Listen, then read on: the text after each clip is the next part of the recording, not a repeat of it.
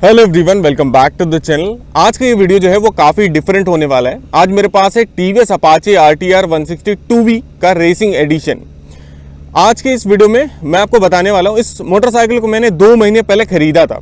तो ये मेरी मोटरसाइकिल है, काइंड ऑफ एक ओनरशिप रिव्यू होने वाला है। इसकी 2 सर्विसेज जो है वो पूरी हो गई।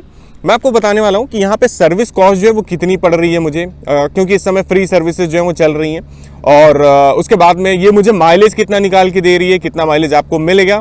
और उसके बाद में मैं आपको कुछ और चीज़ें बताऊँगा, जैसे कि क्या मुझे अच्छा लग रहा है, क्या मुझे इसमें सही नहीं लग रहा है। हर एक चीज़ जो है मैं आपको बताने वाला हूँ। तो स्टार्ट करते हैं आज का वीडियो। सबसे पहले मैं आपको चाबी दिखा देता हूँ। ऐसी कुछ चाबी मेरे को मिली है। तो टीवीएस की ब्रांडिंग है और लोगो है, ऐसा कुछ की आपको मिलेगी। तो मोटरसाइकिल 1.5 लाख की है करीब करीब। और 1.5 लाख में यार मेरे को मतलब बहुत सिंपल सी चाबी मिली है। रेडर में इससे अच्छी चाबी आती है, तो बेसिक सी की आपको मिलेगी, थोड़ी सी हल्की भी है। और ये सब चीज़ें जो हैं वो आपको मेरे को मतलब टीवीएस के साथ में ही मिला था, वो एक बॉक्स मिला था, उससे निकली थी। तो मैं आपको दिखाता हूँ एक एक चीज़ और बताता हूँ कि मोटरसाइकिल खरीदने लायक है या नहीं है, किसके लिए है किसके लिए नहीं, सब कुछ। देखो, मोटरसाइकिल का जब आप डिज़ाइन देखते हो तो थोड़ा सा इसका लुक जो है वो देसी आता है। मतलब कि अगर आप 4V देखोगे तो 4V थोड़ी सी मॉडर्न लगती है, ये थोड़ा सा देसी लगती है। और ये मोटरसाइकिल है भी ओवरऑल देसी। मतलब कि ये मोटरसाइकिल जो है वो थोड़ा सा ज़्यादा मजबूती के पॉइंट ऑफ व्यू से है, मजबूत है। अगर आप देखोगे गांव देहात में लोगों को अगर लाख रुपए की मोटरसाइकिल चाहिए होगी तो वो स्प्लेंडर खरीद लेते हैं। 1.5 लाख तक चाहिए तो फिर वो अपाचे ही खरीदते हैं ज़्यादातर। और 2V स्पेशली, 4V बहुत कम देखोगे गाँव देहात में। और अगर आप ऊपर के बजट में जाओगे तो फिर बुलेट वगैरह। तो ये मोटरसाइकिल मजबूत है, जैसे कि आप देखोगे ये सब देखो, टैंक वगैरह ये मेटल में चीज़ें मिल जाती हैं। और ये जो पैनल्स वगैरह लगी ये फाइबर में हैं। बट अगर आप मोटरसाइकिल को लंबे समय भी रखोगे अपने पास, 8 साल 10 साल, तभी ये पल्ले ज़्यादा हिलते नहीं हैं। तो ये पैनल्स ज़्यादा हिलते नहीं है। जिस हिसाब से इनमें बीडिंग वगैरह लगी है, जिस तरफ से फिट की है, वो सब चीज़ें काफ़ी तगड़े तरीके से की गई हैं। और जैसे डिज़ाइन वगैरह की बात करें तो देखो, आप डिज़ाइन वगैरह ऐसा कुछ लग रहा है आगे से। ये सब LED में है, इंडिकेटर वगैरह बल्ब टाइप है। कुछ लोग LED की बात मांग करते हैं, बट मेरा वो कंसर्न नहीं है। मेरे को इन इंडिकेटर से काम चल जाता है। मेरे को हज़ार्ड लाइट चाहिए, तो वो हज़ार्ड लाइट यहाँ पे नहीं है। बेसिक चीज़ है, बट कभी कभी लगता है कि यार हज़ार्ड होना चाहिए, तो वो हज़ार्ड नहीं मिलता। और कुछ 1-2 चीज़ें इधर उधर की हैं, वो भी मैं आपको बताऊंगा। सबसे पहले मैं आपको वो बताता हूँ क्या चीज़ें मेरे को अच्छी लगती हैं, क्या नहीं अच्छी लगती। तो देखो, इसमें जो ब्रेकिंग सिस्टम है उसकी बात कर लेते हैं पहले। तो देखो, फ्रंट में डिस्क, पीछे भी डिस्क है। सिंगल डिस्क वाला भी आता है, बट अगर आप चाहो तो डबल डिस्क में खरीद सकते हो। मैंने डबल डिस्क में लिया है क्योंकि मेरे को ब्रेकिंग चाहिए थी थोड़ी अच्छी, बट वो चीज़ है नहीं रियलिटी में। मतलब कि अगर आप फ्रंट ब्रेक की बात करोगे तो फ्रंट ब्रेक जो है वो बहुत ही तगड़ा है। अभी क्या हुआ कि परसों की बात है, 2 कुत्ते मतलब कि एकदम से साइड से आए और सामने आके कूद ही गए लगभग। मैं गाड़ी चला रहा था, करीब 35 की स्पीड होगी, स्पीड नहीं थी ज़्यादा। उस अचानक से सामने आ गए और मैंने फ्रंट वाला लीवर जो है वो कस के प्रेस किया और पीछे का टायर जो उठ गया। तो इस लेवल का फ्रंट ब्रेक है, फ्रंट ब्रेक तगड़ा है बहुत, और मेरे को कोई दिक्कत नहीं हुई। बस एक चीज़ है कि मेरे ख्याल से पीछे की तरफ जैसे बजाज करता है, टीवीएस को यहाँ पे RLP सेंसर ऐड करना चाहिए। इसका पीछे वाला टायर जो है बड़े जल्दी उठता है। और जब आप पीछे वाले पीछे वाले ब्रेक की बात करते हो, तो पीछे वाला ब्रेक जो है उसमें कोई ज़्यादा वो नहीं है, स्टॉपिंग पावर नहीं है। मतलब कि वो यार ड्रम ब्रेक की तरह फील होता है, बहुत ही बेसिक, कुछ खास बाइट वगैरह नहीं, कुछ खास स्टॉपिंग पावर नहीं। तो वो ड्रम ब्रेक की तरह ही फील होता है। तो मेरे को लगता है कि अगर आपको पैसे बचाने हैं तो आप सिंगल डिस्क के साथ भी जा सकते हो। और अगर आपको ये रेसिंग एडिशन चाहिए तो आप फिर ऊपर के मॉडल मतलब टॉप मॉडल खरीदो, पैसा लगाओ। उसके बाद में सिंगल चैनल ABS दिया है। तो यार सिंगल चैनल ABS है, ये भी मेरे ख्याल से चेंज होना चाहिए। यहाँ पे या तो RLP सेंसर डालो या तो अपना वो डालो, क्या कहते हैं, डुअल चैनल ABS दो। क्योंकि डिस्क है अगर तो डुअल चैनल ABS तो होना ही चाहिए। तो वो एक चीज़ रहेगी। और उसके बाद में मेरे को जैसे टायर्स वगैरह से आप बात करते हो कि टायर्स वगैरह किस तरह के हैं, तो टायर्स वगैरह देखो डिसेंट सी ग्रिप देते हैं। बट मेरे ख्याल से ये देखो कितने पतले लगते हैं। 90 mm है फ्रंट में, और मेरे ख्याल से 100 mm होता फ्रंट में तो ठीक होता। और ये टीवीएस की रेमोरा सीरीज़ है। उसके बाद में पीछे की जब आप बात करते हो, पीछे 120 mm है और डिसेंट है। बट लोअर मॉडल जो है वो 110 लेके आता है, तो वो टायर पतले हैं थोड़े से ज़्यादा, 110 वाले। ये वाला जो है डिसेंट है, अगर 130 होगा तब भी ठीक है। बट 4V जो आती है अपाचे, उसमें 130 पीछे मिल जाता है रेडियल। तो ये एक चीज़ रहेगी। व्हील्स वगैरह ठीक हैं, 17-17 इंच का साइज़ रहेगा, वहाँ कोई दिक्कत नहीं है। मैं आपको ये बताता हूँ कि हेडलाइट की यूनिट जो है वो कैसा क्या विजिबिलिटी देती है।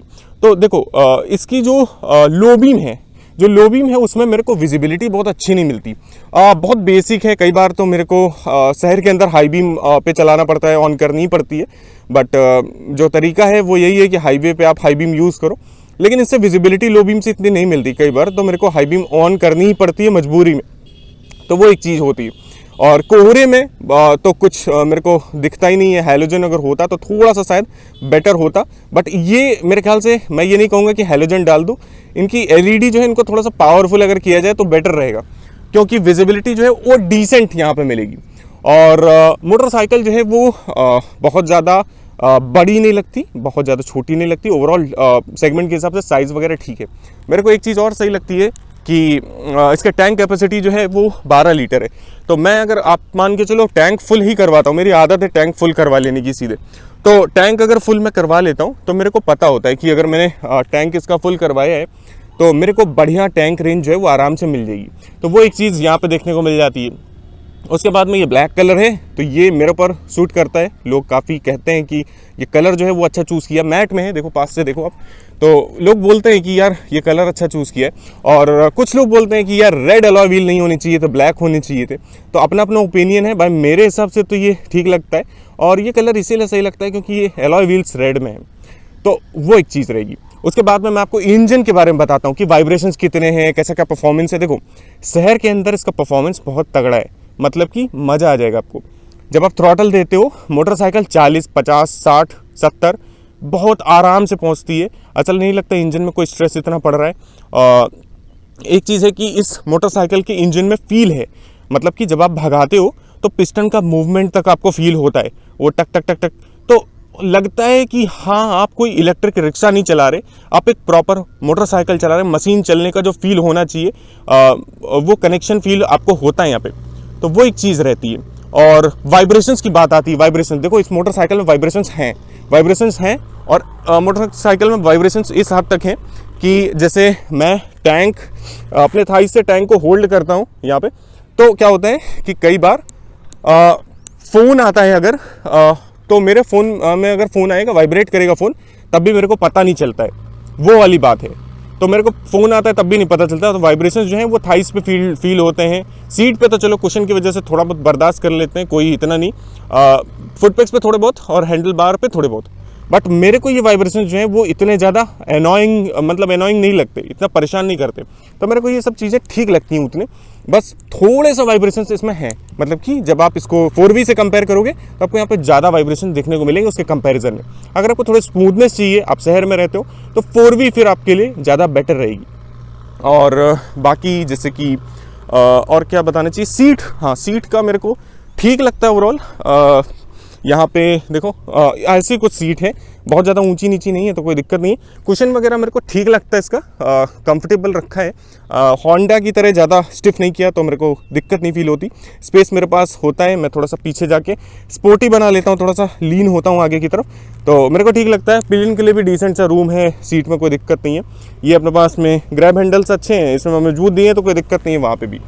एक चीज़ है कि जैसे आप हैंडल बार की बात करते हो तो इस मोटरसाइकिल में आपको आगे की तरफ लीन होना पड़ता है थोड़ा बहुत। मतलब कि इस मोटरसाइकिल को आप पीठ सीधी करके तो नहीं चला सकते। थोड़ा सा ऐसा नहीं है R15 बन जाएगी, बट थोड़ा सा आगे लीन करवाती है आपको, थोड़ा सा स्पोर्टी फील देती है आपको।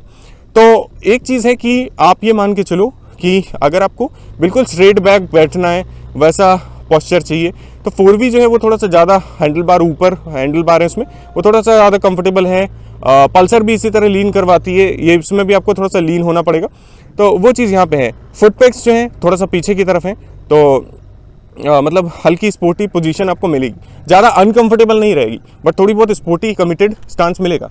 ये हॉर्न डुअल है जो कि बढ़िया है, कोई दिक्कत नहीं है। सस्पेंशन की बात करते हैं यार, सस्पेंशन की बात नहीं की, तो देखो इसके सस्पेंशन जो हैं वो हल्के से सॉफ्ट सेटिंग पे रखे गए, तो आपको शहर के अंदर कंफर्ट बढ़िया मिल जाएगा। आपको गड्ढे पे उछालेगी नहीं, कोई दिक्कत नहीं देगी। ऐसा नहीं कि बैकबोन में जर्क लगेगा बार बार ना, कंफर्टेबल मोटरसाइकिल है, आराम से हर जगह से आपको निकालेगी। फ्रंट में टेलीस्कोपिक है और पीछे अपने पास वो ट्विन मोनो क्या बोलते हैं यार इसको, MIG mono tube inverted gas वाले सस्पेंशन है। एडजस्टेबिलिटी है, मैंने एडजस्ट नहीं किया, ये उसी सेटिंग पे है जो कंपनी की तरफ से आए थे और मेरे को कंफर्ट में कोई इशू इसमें देखने को नहीं मिलता है, तो वो चीज़ यहाँ पे रहेगी। उसके बाद में फिर बात आती है कि हाँ, एग्जॉस्ट का साउंड मैं आपको सुना देता हूँ लगे हाथ, तो थोड़ा सा उसमें भी आपको मज़ा आ जाएगा। देखो ये आइडल पे है, ये आइडल पे साउंड है,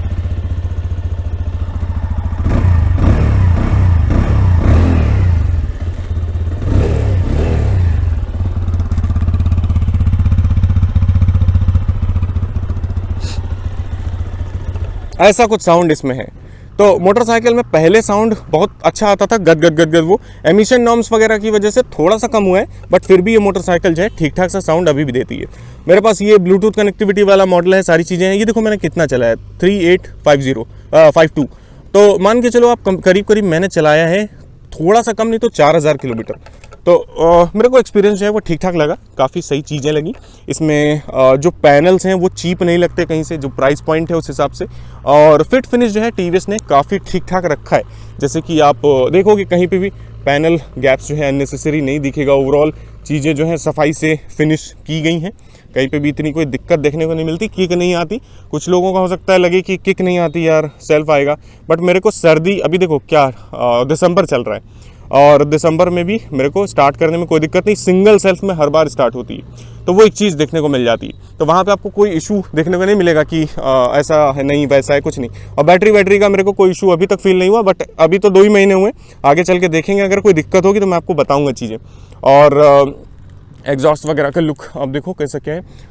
एक और चीज़ है कि जब बात आती है माइलेज की और सर्विस की, तो देखो मेरे को माइलेज जो मिल रहा है, ये मोटरसाइकिल मैं चलाता हूँ जनरली लॉन्ग रूट पे, मतलब कि लंबे रास्तों पे ज़्यादा क्लच नहीं इंगेज करना, ज़्यादा ब्रेक इंगेज नहीं करना, आराम से चला रहे हैं, कोई दिक्कत नहीं है। तो मेरे को 50 तक मैक्सिमम जो है 50 तक निकाल के देती है। बट इस माइलेज को आप रियल मत मानो कि आप शहर में चलाओगे तो आपको 50 देगी, 50 नहीं, आपको 45, 44, 46 इसके करीब रेंज में माइलेज मिलेगा शहर के अंदर। और जब आप लॉन्ग रूट लोगे तो आपको 50 मिलेगा। ये असल माइलेज इस मोटरसाइकिल का है। उसके बाद में अगर आपसे कोई कुछ भी कहे तो वो आप फिर अपने हिसाब से समझो। 50 तक मुझे मिल जाता है मैक्सिमम, क्योंकि ये मोटरसाइकिल शहर में नहीं चलती उतनी।